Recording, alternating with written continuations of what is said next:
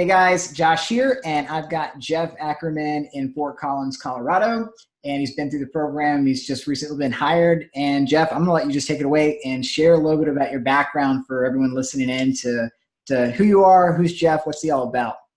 All right. Well, I've been teaching math for the last 10 years. I wanted to teach math because I wanted to serve people. And starting out in like middle school, I started to have a proficiencies in math, and I enjoyed helping my classmates in class, and started tutoring in high school and college, and really enjoyed it for the last 10 years. And then it's been a good job, a good career. And then you found us, or you found this whole other career path of getting into tech sales, SaaS sales. You know, what happened there? What changed your mind from the teacher route of mathematics and getting into software sales? The pay. My wife and I want to start our family. We want to buy a house. We wanted to have more opportunities than what the teaching career could offer me. What the salary is what it is. I was the first to arrive, last to leave. I poured my heart and soul into it, but the salary doesn't reflect that effort and proficiency. And so I wanted to find something that I could continue to serve people with, but also I could improve my own financial standing with my work ethic and skill. I actually stumbled upon Pre-Hired after listening to the Brian Buffini podcast. And he talks a lot about how sales has this, terrible connotation. We think of the sleazy, slimy, used car salesperson, and not of a way to serve people. And when we started talking about sales as service, that resonated with me. And when we talked about the, financial gains that are possible there, that also resonated with me. And I started looking for sales jobs, and I came across Pre-Hired. And at first, I was really suspect. I knew there was opportunities in sales, but when you're talking about like, hey, in about a year from now, you'd be making six figures, I was really hesitant. And I talked to Lael, and he overcame my objections. You also, with your pre-course training that I could go through and kind of get a taste of it. Mm-hmm. And I could see that this was legit, that it wasn't just some scam to take off some couple $1,000s off my hands. It's just also these videos, seeing so many people, and, to be a scam, it would just be a huge conspiracy involving dozens of people and companies. So it's just obviously not feasible for it to be. Jeff, you'd be surprised, man, at how many people still may email in on our list and be like, those people are paid actors. I'm like, are you for real? Like, I don't, that's like a whole lot of work. I don't even know how that would be possible. Yeah. Well, I thought first it was a scam. I was convinced, and that was one of the things I point blank asked Lyle when I was on the phone with him. I was like, how do I know you're not a scam? And he pointed me to some websites where you were listed, and I think the biggest thing was seeing the content. Mm-hmm. Like, I watched all these videos, and I was like, it doesn't make logical sense for it to be a scam. It would be too much effort. The Nigerian emails, that's as much effort as you go into putting into a scam. This would just be an inordinate amount of effort. But then seeing the content and seeing the value of the content, I was like, okay, so this is real. I'm going to learn something. There's value here. Even in just this free pre-course that I was doing, there was value. Yeah, I love people talking about like what you just brought up, scams, or just the concept of like losing your money, like that you've invested, because no one wants that. We never I buy courses all the time, like for myself, and some of them are sales, material, books, programs, seminars. I like cryptocurrency. There's anything I want to get good at, I invest time and money in. So I'm always, as the buyer, in the same position every week, because probably once a week I'm investing in something, even if it's just a book or something. And I'm wondering, is it worth my money? Am I going to get more than I put into it on a return? And so we all relate to that. And so I'm actually writing a blog. I'm starting a YouTube series too. And I'm going to be ranting on different topics. And one of my things is like, how do we know that things are legit, or how do we know what's a scam and what's not? And there's a couple things that you can always, so anyone watching this is, number one is scammers or people that aren't legit don't want to hold themselves accountable, and they want to make it really easy to get out of things. So we've made it real easy for you to track me down, Lael down, Andrew, any of the other teammates. Like, we have our mailing address, the physical mailing address of our office, downtown Charleston.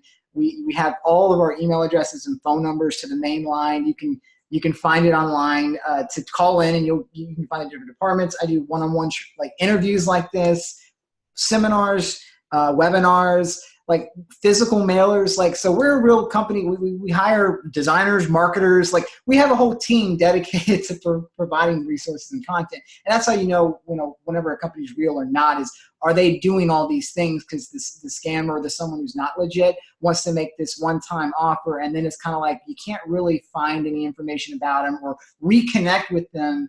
I'm on LinkedIn, like our whole team's on LinkedIn. So it's like you would be able to track down a lot of people pretty easily on our company. So I think that's kind of in our favor. But actually, I'm writing the reason I was not even planning on talking about this on this video. So, but I'm actually have this kind of in my notes of like going through this, because I'm like, what do I worry about whenever I'm taking a risk on something new? And that's kind of like the things that I look for. I'm like, well, these are the things that I'm always checking for. So I'm gonna go ahead and jot these down for everyone else, because I'm concerned, because even when I put my own money, I don't want to lose out on anything.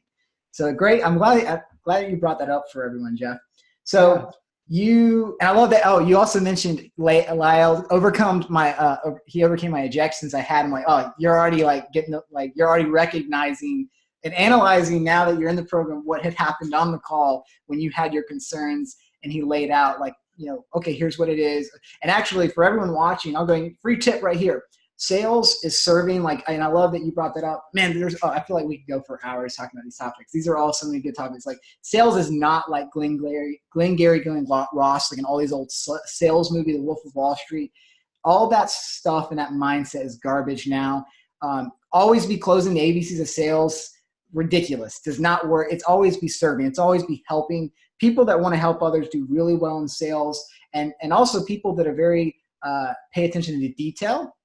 So all of you smooth talkers out there, you're actually at a disadvantage in software sales, because they don't need someone to talk them into doing something that's not in their best interest. They need someone to lay out the facts and give them clarity of where they're at, where they want to be, and how to get there. And the question is, am I the best way to do this? That's what sales is that. And I did not plan to go on this little mini teaching moment, man, but you drew it out on me, Jeff. You just had some good comments on that. So going to the next part, though, you decided this is for you. You want to do it. What was it like in the program going through the material? It was a really good course. I've tried doing online courses in the past and found them wanting. And that was one of my hesitant points was I've had bad experiences in the past doing online courses, and I preferred in-person courses. The course material was really well done. The tools that you trained us on, excellent. The techniques and tips, all the basics, sales information that I had no background in whatsoever.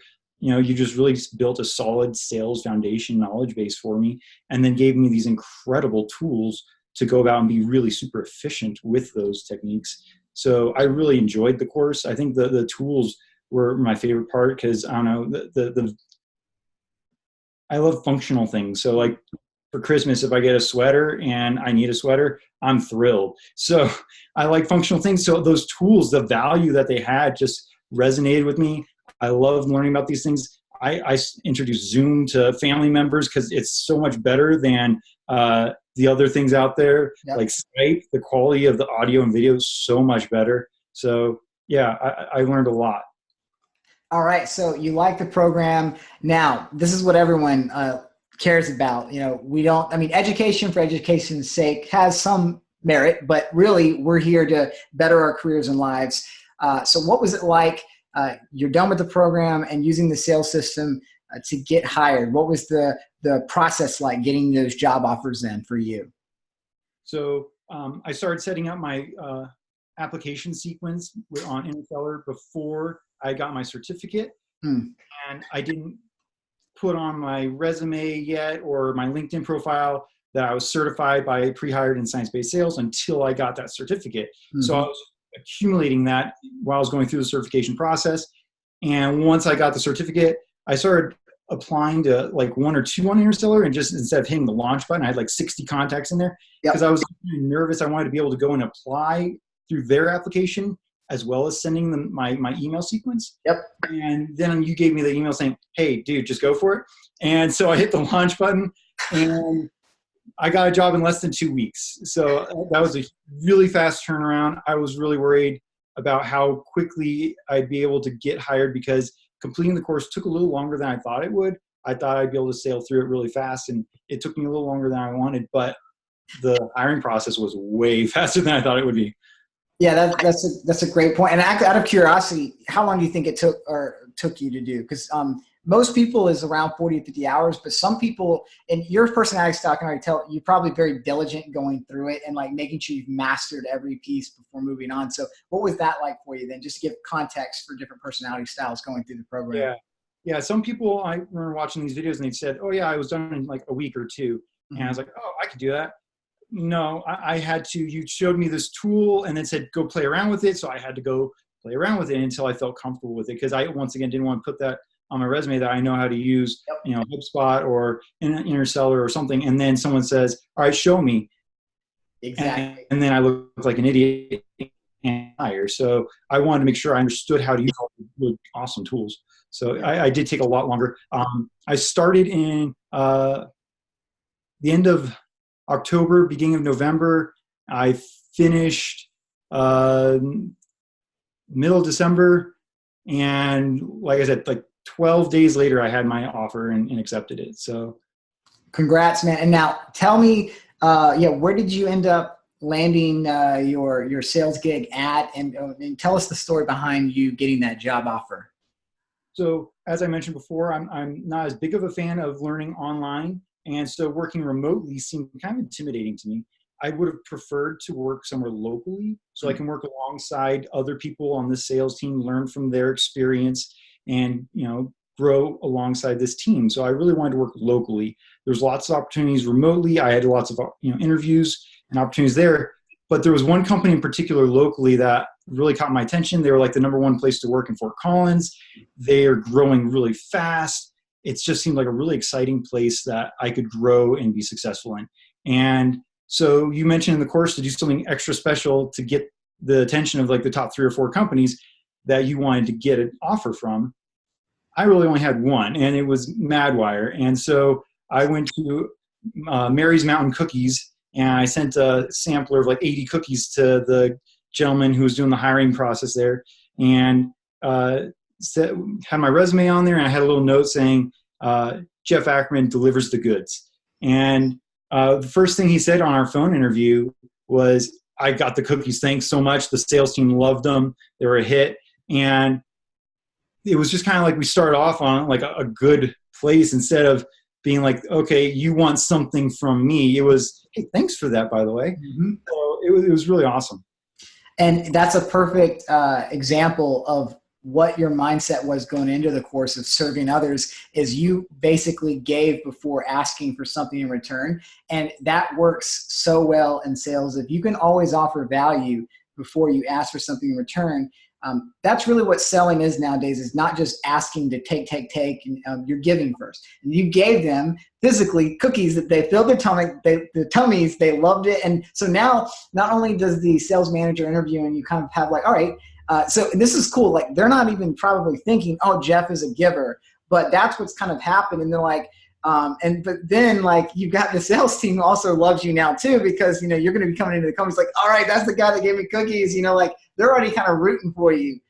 So I love how you just took, what we've mentioned in the program and made it your own and did it. And you basically went after, you're like, I want to do this, because not many people in the program do that. A lot of times they'll just say, there's so many companies that I want to work for. There's like 50. So I'm just going to go and I'm going to, follow the program, still going to personalize and reach out to them and be strategic. But you went above and beyond because you're like, I want this one, and you got it. And I love that story. That's so cool. So, and you're starting, go ahead and tell us your role, what the company does, and where you're starting, because you can always do a little blurb too here.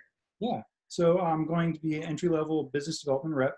I'll be making phone calls, setting up appointments, and they have a 2-month training onboarding process.